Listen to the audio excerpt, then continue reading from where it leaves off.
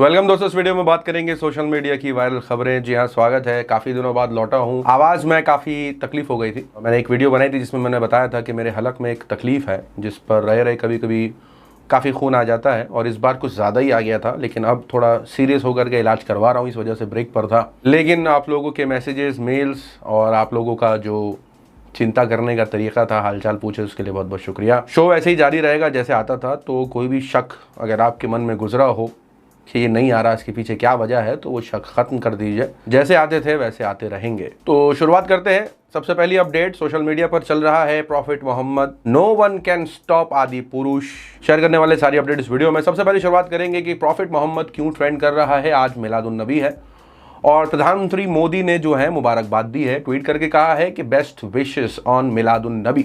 तो उनका ये ट्वीट जो है वो कहीं ना कहीं वायरल तो है ही, लेकिन कहीं ना कहीं समर्थक काफ़ी हो सकता है चुप्पी साधे हुए हैं। लोग ये कह रहे हैं कि अभी जो समर्थक है उनका कुछ इस तरीके का हाल है कि मोदी जी ने मिलादुन नबी की मुबारकबाद दे डाली है।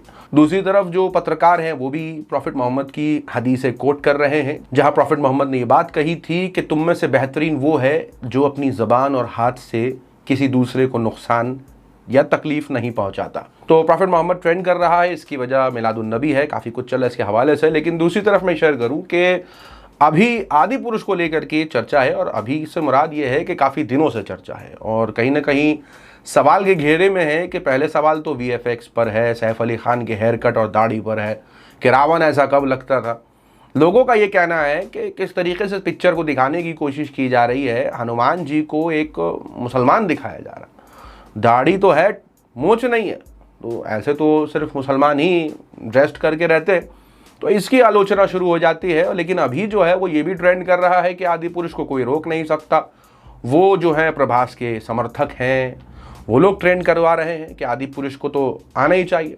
लेकिन इतने दिनों से जो आलोचना चल रही थी उस पर चर्चा कर लेते हैं कि ये चल रहा था कि 500 करोड़ की बजट वाली पिक्चर बताई जा रही है और 3D भी नहीं है, 3D में रिलीज़ भी नहीं हो रही, लेकिन ये ज़्यादा बेहतरीन थी। लोगों का ये कहना है कि ये रामायण पर आधारित जो टीवी सीरियल्स थे वो ज़्यादा बेहतरीन थे इस मूवी के बनिस्बत। इसमें बहुत कुछ आर्टिफिशियल लग रहा है, रियलिटी से बिल्कुल भी नहीं मिलता है। सैफ अली खान का रावण दिखना हो गया हो, या हनुमान जी का जो उनका जिस तरीके से ड्रेसअप किया है वो, और जिस तरीके से ग्राफिक्स हैं वो, तो ये बताया जा रहा है कि सनातन धर्म के खिलाफ ये साजिश है बहुत बड़ी। जी हाँ, सोशल मीडिया पर सनातन धर्म के खिलाफ साजिश। ये भी बताया जा रहा है कि रावण को जिस तरीके से दिखाने की कोशिश की गई है वैसा रावण तो बिल्कुल भी नहीं। कहाँ उसका दबदबा और कहाँ सैफ अली खान, क्या मेल है, कहाँ ग्रेसफुलनेस थी। मतलब अब बात इस हद तक आ गई है कि लोगों को रावण की भी तारीफ करनी पड़ जा रही है। यहाँ पर यह भी दिखाया जा रहा है कि ग्राफिक्स जो है वो एकदम अटपटे हैं। और मैं बता दूँ कि आदि पुरुष के ग्राफिक्स को लेकर के बात इस हद तक बढ़ गई है कि लोगों को शाहरुख खान की पिक्चर रावण याद आ गई। लोग ये कह रहे हैं कि रावण जो उनकी पिक्चर थी ना, वो अपने वक्त से बहुत पहले, मान के चलिए कि आज से कम 7-8 साल पुरानी है रावण। और जब वो पिक्चर आई थी तो उस पिक्चर ने जिस तरीके से लोगों के दिल पर, जहन पर असर डाला था ग्राफिक्स के नाम पर, वीएफएक्स के नाम पर, वो ये पिक्चर इतने साल के बावजूद भी नहीं कर पा रही। वीएफएक्स पर बड़े सवाल खड़े हो रहे हैं कि बेतुका लगा है, एकदम मज़ा नहीं आया ट्रेलर देख करके। अब परेशानी की बात यह है कि लोग ट्रेलर से ही जज करने लगे हैं पिक्चर देखने भी नहीं जाते। यही हुआ हिंदुत्वा के साथ। जब हिंदुत्वा मूवी का ट्रेलर आया तो लोग खुश हो गए। लोगों को लगने लगा कि ये जो है कहीं ना कहीं द कश्मीर फाइल्स में जिस तरीके से सच्चाई दिखाई है वैसे ही इस पिक्चर में भी दिखाया जाएगा, लेकिन उल्टा पड़ गया। जिस पर ध्रुव राठी ने भी अपना जो रिएक्शन है वो दिया है, क्योंकि लोगों के पैसों के नुकसान हुए हैं। लोगों ने बैठ करके सिनेमा घर में ये देखने की कोशिश करी कि इस पिक्चर में है क्या, क्योंकि वो गए इसलिए थे क्योंकि जब ये ट्रेलर लॉन्च हुआ था हिंदुत्वा का, तो इसके अंदर जो बताया गया था कि कैसे, मतलब वो समझ लीजिए पूरा सिनेरियो हिंदुत्वा वाला क्रिएट किया था पिक्चर के ट्रेलर के अंदर। और मुसलमानों को दोषी, मुसलमान किस तरीके से जिहाद करते हैं, वो पूरा दर्शाने की, पूरी एंटी मुस्लिम पूरा उसके अंदर जो है वो ट्रेलर के अंदर था। और इसी वजह से लोगों ने शुरुआती वक्त में इसको काफ़ी सपोर्ट किया, और सपोर्ट करते हुए देखा भी गया। सुदर्शन न्यूज़ के पत्रकार हैं, इन्होंने लिखा हिंदुत्व और दिल वाला इमोजी शेयर किया।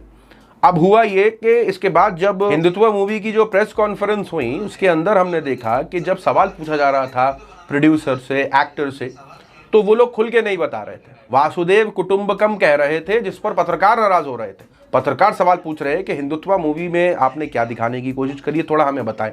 वो कहते हैं कि हिंदुत्व हमारे मुताबिक वासुदेव कुटुंबकम है, साथ में लेके चलने वाली बात है, लेकिन पत्रकार कह रहे हैं कि हिंदुत्व तो इसकी बात ही नहीं करता। कितने लोग जानते हैं? चलिए वासुदेव कुटुंबकम का सही शाब्दिक अर्थ बता दीजिए। हिंदुत्व में तो ये फिट नहीं बैठेगा ना, आप जो बोल रहे हैं पूरा क्या फिट नहीं बैठेगा? और कहीं ना कहीं इस प्रेस कॉन्फ्रेंस के अंदर ये देखा गया कि नर्वस दिख रहे थे एक्टर्स, प्रोड्यूसर्स, जवाब देने में हिचकिचा रहे थे। वजह यही थी कि पिक्चर के अंदर उन्होंने भाईचारा दिखा दिया। जी हाँ, वो भाईचारा जिस पर पहले फसाद रोक दिए जाते थे, अब फसाद हो जाते हैं। अब जब पिक्चर रिलीज हो गई, अब क्या हो रहा है सोशल मीडिया पर, अब पिक्चर में जब दिख गया कि भाईचारा है, यानी बात कर दी है इस पिक्चर के अंदर जो क्लाइमेक्स था, पूरे पिक्चर एंटी मुस्लिम थी। अंत में आकर के क्या दिखा दिया कि अंत में आकर के ये दिखा दिया कि मंदिर तोड़ने वाला मंदिर की रक्षा करेगा, क्योंकि बताया कि ये पूरा ब्रेन वॉश किया गया है, भड़काया गया है, दिमाग में कुछ ना कुछ डाला गया जिसकी वजह से ये नफरतें फैली हैं। तो पिक्चर के अंत में ये दिखा दिया कि जो पूरे पिक्चर के अंदर दुश्मन थे, अंत में दोस्त हो जाते हैं। और एक जो किसी कम्युनिटी का दुश्मन था, वो उस कम्युनिटी के जो वर्शिप प्लेस है उसको जाकर के बचा रहा, और दूसरा वाला जो दूसरी कम्युनिटी के किसी वर्शिप प्लेस का दुश्मन है, वो जाकर के उस वर्शिप प्लेस को बचा रहा है। मतलब ये जो दोस्ती अचानक से दिखा दी ना, भाईचारा, इस पर आलोचना हो रही है। यूजर ने लिखा कि धोखा धोखा धोखा, हिंदुत्व फिल्म हिंदुओं से धोखा, बाइकॉट मतलब बाइकॉट, अब बाइकॉट ही होना है। हिंदुत्व मूवी का कोई भी सीन नहीं काटा गया है, बाइकॉट जारी रखना है, और मंदिर तोड़ने वाला मंदिर की रक्षा करेंगे।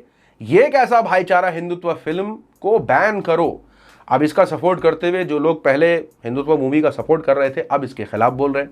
वो कह रहे हैं कि हिंदुत्व मूवी वालों ने कैमरे के सामने दिया गया वचन का पालन नहीं किया। ऐसा माना जा रहा है कि वो कहीं ना कहीं उम्मीद कर रहे थे कि प्रेस कॉन्फ्रेंस हुई है, उसके अंदर उन्होंने कहा है कि पिक्चर रिलीज होगी, खुद पता चल जाएगा। तो काफी आशाएं थी, काफी उम्मीदें थी, और कहीं ना कहीं उन उम्मीदों को ठेस पहुंची है। मूवी का क्लिप शेयर किया जा रहा है, अंत में जो भाईचारा दिखा दिया है हिंदू मुसलमान के बीच में। तो यहां लिख रहे हैं, यूजर कह रहे हैं कि अंत में नकली धर्मनिरपेक्षता और भाईचारा दिखाकर हिंदुओं को भ्रमित करना चाहते थे, तो ट्रेलर में क्यों नहीं दिखाया? यानी ट्रेलर में नहीं दिखाया कि एंड में भाईचारा होने वाला है, पूरे ट्रेलर में यही दिखाया कि दुश्मनी। और कहीं ना कहीं एक समुदाय के जो लोग थे, वो काफी इसको लेकर के भी आलोचना थे कि ये पूरा प्रोपेगेंडा मूवी है। आगे लिखते हैं कि इस फिल्म का विरोध करो और उन्हें सबक सिखाओ।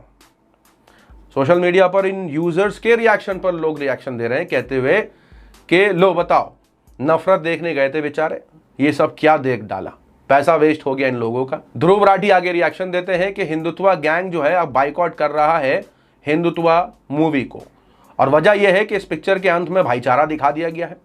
इस हिसाब से तो इनको हिंदू भगवानों को भी बाइकॉट करना पड़ सकता है, जब उनको यह पता चलेगा कि हिंदुइज्म असली में भाईचारा, इंसानियत और को एग्जिस्टेंस, यानी जो प्रेस कॉन्फ्रेंस में वो वासुदेव कुटुंबकम की बात कर रहे थे, अगर ये पता चल जाए कि असल में हिंदुइज्म इसी के ऊपर बेस्ड है, तो हो सकता है वो हिंदू गॉड्स को भी कहीं बाइकॉट करना शुरू ना कर दें। ध्रुव राठी ने ये रिएक्शन दिया है इस बाइकॉट पर। वहीं दूसरी तरफ मैं शेयर कर दूं कि अभी मीडिया की डिबेट्स का क्या हाल है। अभी ज़्यादा किसी बड़े मुद्दे पर चर्चा नहीं हो रही है, लेकिन अभी जो हाल फिलहाल में बड़ा मुद्दा छिड़ा हुआ है कि 6 बच्चे चोरी की घटनाएं हो चुकी हैं, साधु संतों पर आरोप और उनकी पिटाई हो रही है। इस पर अमन चोपड़ा डिबेट कर रहे थे, और कहीं ना कहीं वो एक साजिश, थंबनेल में उनके साजिश लिखा हुआ था। और कहीं ना कहीं जब ऐसी घटनाओं की अपडेट सामने आई तो उन्होंने डिबेट करना ज़रूरी समझा। अब डिबेट करते हुए जो उनकी भाषा है, लोगों का जो उन पर इस पूरे मामले पर कहना है, उसको लेकर के लोगों ने काफ़ी आलोचना करी अमन चोपड़ा की। वजह ये थी कि जब इस पूरे मामले पर दूसरी कम्युनिटी के जो संत हैं, दूसरी कम्युनिटी के जो लोग हैं, वो ये कह रहे थे कि कहीं ना कहीं ये साजिश लगती है उन्हें। संत जिहाद, बच्चा जिहाद, लव जिहाद जैसे लफ्जों का इस्तेमाल वो कर रहे थे इसके अंदर। कि बच्चा एक ऐसी चीज है जिसके प्रति सबको सिंपैथी होती है, तो अब इन्होंने, मुझे लगता है, एक बच्चा का जिहाद करके संत जिहाद कराया कि किस तरीके से सनातन धर्म को लेट डाउन किया जाए। तब अमन चोपड़ा सन्नाटा। अमन चोपड़ा ने काउंटर करना जरूरी नहीं समझा, ये बोलना जरूरी नहीं समझा कि इस मामले में आप हिंदू मुसलमान क्यों ला रही हैं, इस मामले में आप ऐसी बातें क्यों कर रही हैं कि ये साजिश है, इस मामले में आप ऐसी बातें क्यों कर रही हैं कि बच्चा जिहाद है, ये संत जिहाद है।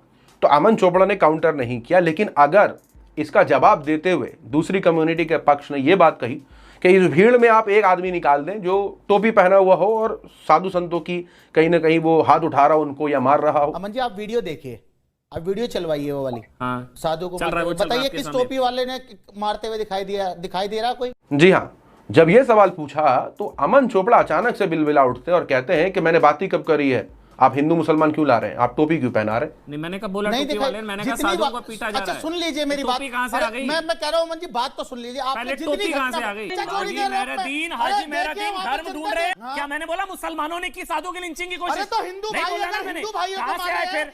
मैं कह रहा हूं क्या ये प्लान्ड है? पत्रकार मोहम्मद जुबैर जो है वो इसकी आलोचना करते हैं कि पहले वो खुद शो करते हैं साजिश बता करके, जब एक पक्ष इल्जाम लगाता है और कहता है कि ये संत जिहाद है, बच्चा जिहाद है, तो अमन चोपड़ा चुप्पी साधे हुए बैठे हुए रहते हैं। लेकिन यही काउंटर करने के लिए कोई, इसी बात को काउंटर करने के लिए कि अगर आप कहते हैं ये संत जिहाद है, बच्चा जिहाद है, तो उस भीड़ में एक मुसलमान तो बताएं कौन पीट रहा था उन संतों को जिन पर आरोप था कि वो बच्चा चोरी कर रहे थे?